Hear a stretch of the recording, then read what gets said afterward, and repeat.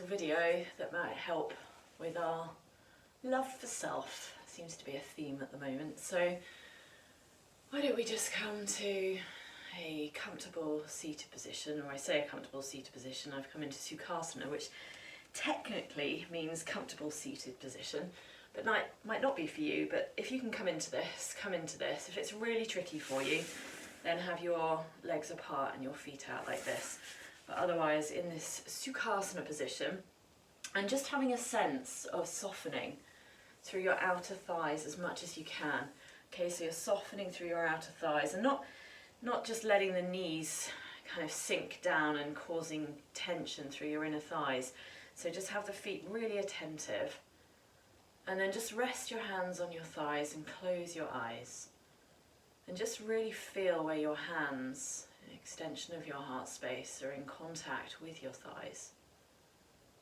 And just let the lower arms and the hands rest onto the thighs. And the thighs kind of come to greet the hands like they're old friends coming together again.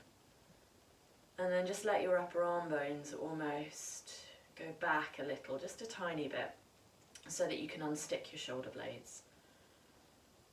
And then let's take a deep breath in through the nose and out through the mouth. And just bring your awareness now down into your pelvis. Let the pelvis rest down towards the earth. And just notice how it feels when you bring your awareness into the pelvis.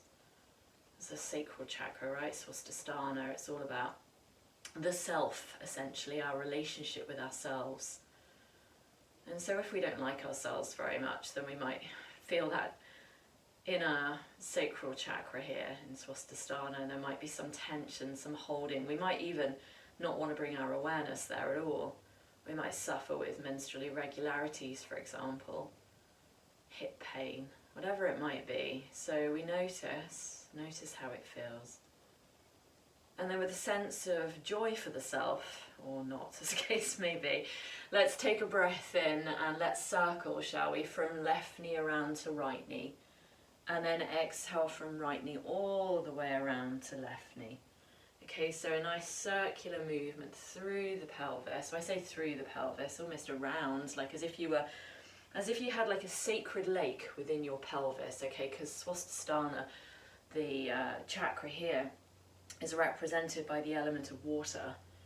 And so I like to imagine a sacred lake within my pelvis, and I'm circumnavigating that sacred lake. And I like to begin in a clockwise direction because that's generally the direction of travel around kind of sacred sites. So we have a sacred site within our body, even if you don't feel like it's a very sacred site. But for women, it's the home of the womb space, whether you have a womb or not. And that, of course, has wisdom to it, believe it or not. Culture may tell us otherwise, and this whole area of the body may be filled with lots of shame and pain and frustration and anger and tension. But essentially, if we can get beyond all that and befriend it, we can find a very wise voice, very comforting. So we're inhaling forward and around, exhaling back and around.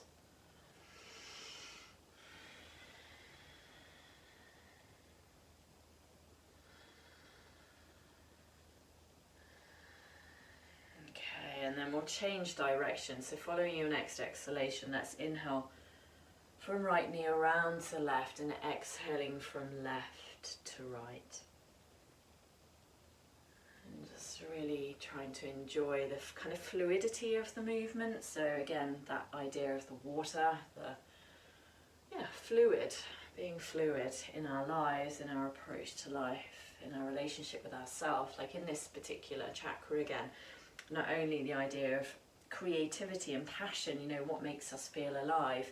It's related actually to the to taste and to the tongue. So it's all about, you know, our taste in life. But also, like I was saying, ourselves and how we relate to ourselves. And this notion of fun, like, do we embrace fun and laughter in our lives, or are we really serious I guess it takes us back to our inner child a little bit.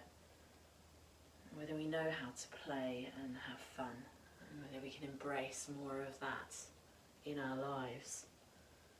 You know, literally lighten up a bit, not take it all quite so seriously. Not take ourselves so seriously. Okay, so following your next exhalation, just come back to the starting position and just feeling into your pelvis again, so eyes can be closed. And keep the shoulder blades nice and free there on the upper back, feeling into your pelvis. And then maybe we all do that, I felt to do that then, but let's maybe all take a deep breath in through the nose and out through the mouth.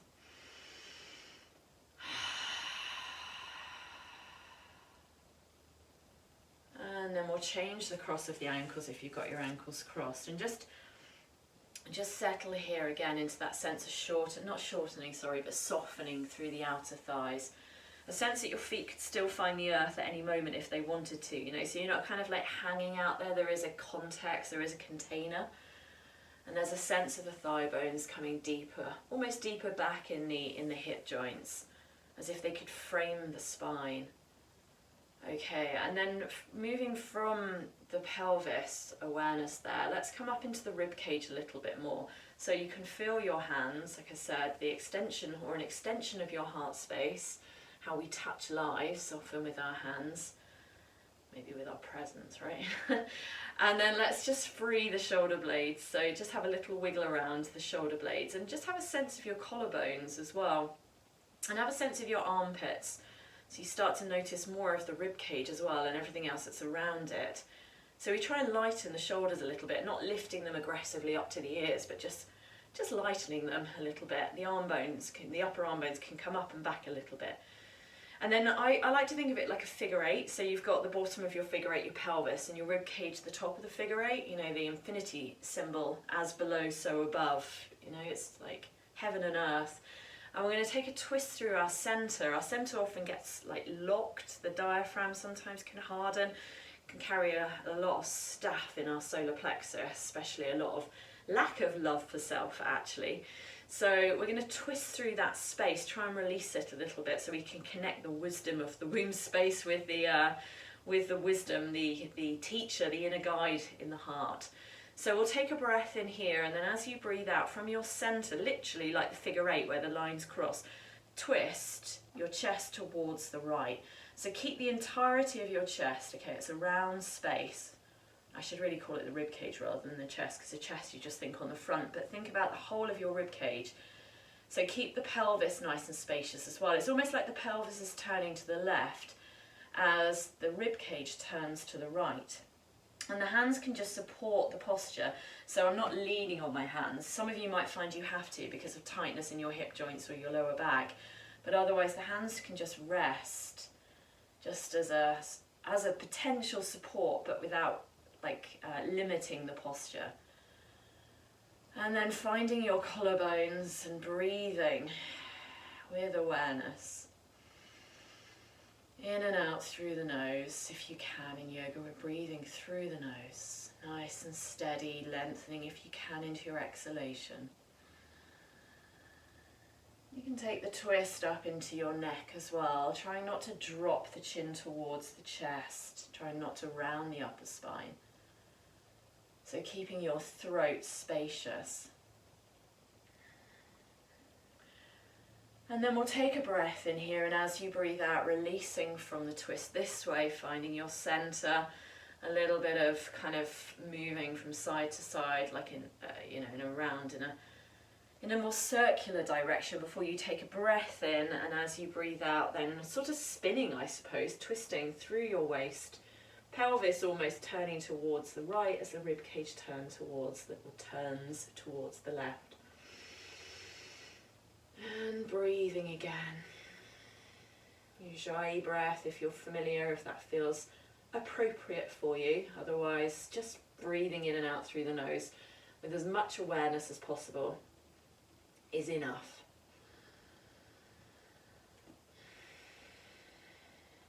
So that sense of the arm bones coming back, Not stretching them back, just very subtle. It's like not even a millimetre, you know, really subtle. Notice any tendencies to flare the front ribs and see if you can not do that. Okay, we'll take a breath in here, and as you breathe out, come back to the centre. And then probably you'll want to release your legs from here. So just take them forward so you're in this Dandasana, stick pose. Just have a little bend in your knees so you can see your kneecaps if at all possible. There were many years I didn't even realise I couldn't see my kneecaps. Such was the tightness through my thighs and the gripping. And actually my yoga practice was just making it worse, not better. So I've learnt to practice with a little bit more attentiveness now. So let's just massage into our thighs, shall we? Just giving our thighs a little bit of a massage, just letting them rest a little bit. And then finding our feet. That's it. So noticing the feet, noticing your ankles, maybe just rotating ankle joints one direction and then the other. Just gently pointing, flexing the feet. We're not trying to train them to do anything, just noticing that they're even there is often enough. Okay, let's find the feet now. Let's take a little squat. Sometimes tricky if you've got knee issues, so be mindful, but what we might do is just have a little massage on the toes and just really find them, like the ball of the toes, and then find your inner and outer arches and the heels. So define the heels. If you go and look at a skeleton, you'll notice how there's a rounder heel than our heels often indicate. Okay, and then also having a feel into your hips. And you can stay up on your toes. Some of you will have no choice, but otherwise the heels can come down onto the mat. It's a sense of welcoming through your beautiful inner thighs, as if they could welcome, hug gently your beautiful torso. Hands together in front of the heart. You might not feel that your body's beautiful, but I'm sure it probably is. I'm sure it is, in fact. It's all just perception, isn't it? But so often we're our greatest critic, and we don't love ourselves, and we give ourselves a very hard time.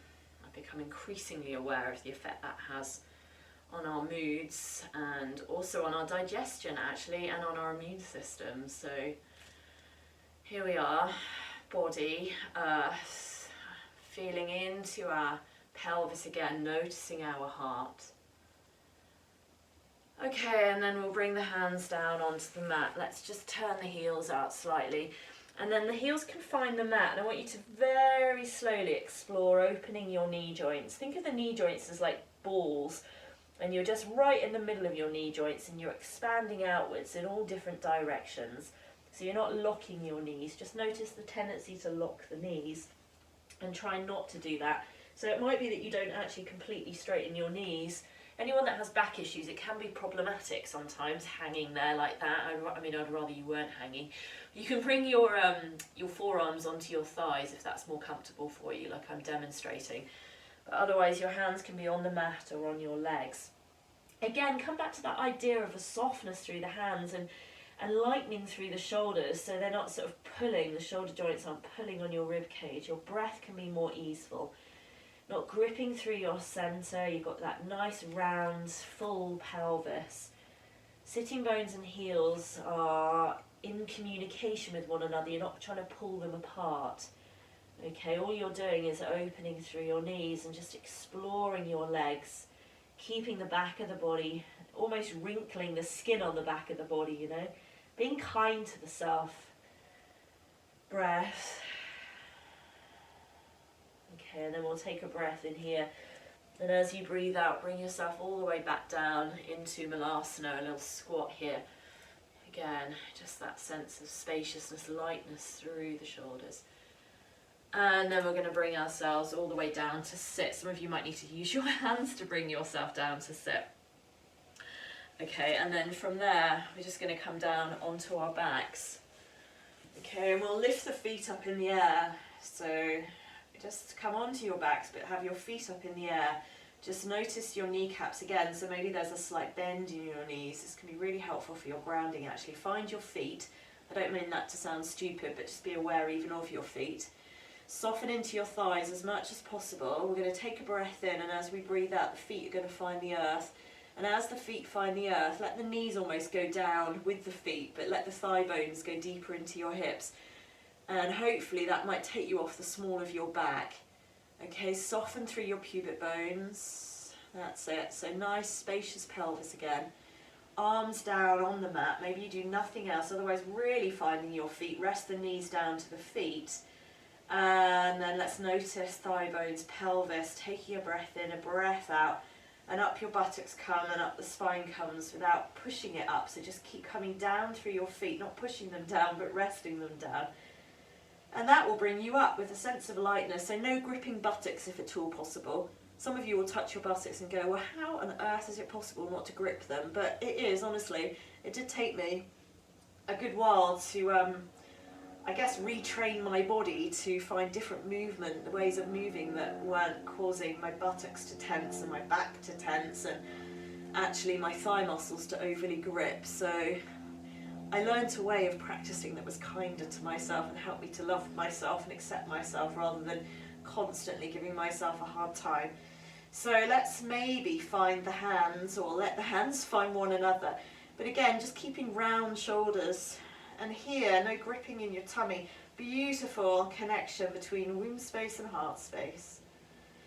It's also incredibly good for your thyroid glands. We call it the crying gland in Ayurveda, or the lack of crying gland sometimes. So bathing that, heart spacious and open. And then on an exhalation, just gently bringing your back down onto the mat. Letting that settle, feeling into your heart space this time. So feeling into your heart. I love my heart, I am my heart, I am my own true heart, and my heart is open. Your mantra could be, I love and accept myself just as I am. I love and accept myself just as I am. And with that in mind, let's just inhale the knees in towards the chest into Apanasana, and just rest here for a moment. Try not to pull on your legs. Really good if any of you suffer with any kind of digestive disorders like constipation, for example, or bloating. Also come and see me for some Ayurveda actually if you are suffering with constipation or bloating. Okay, and then let's just take one round of Brahmari breath here. So we'll take a breath in through the nose and then we'll hum like a bumblebee. So let's go for it. Let's take a breath in.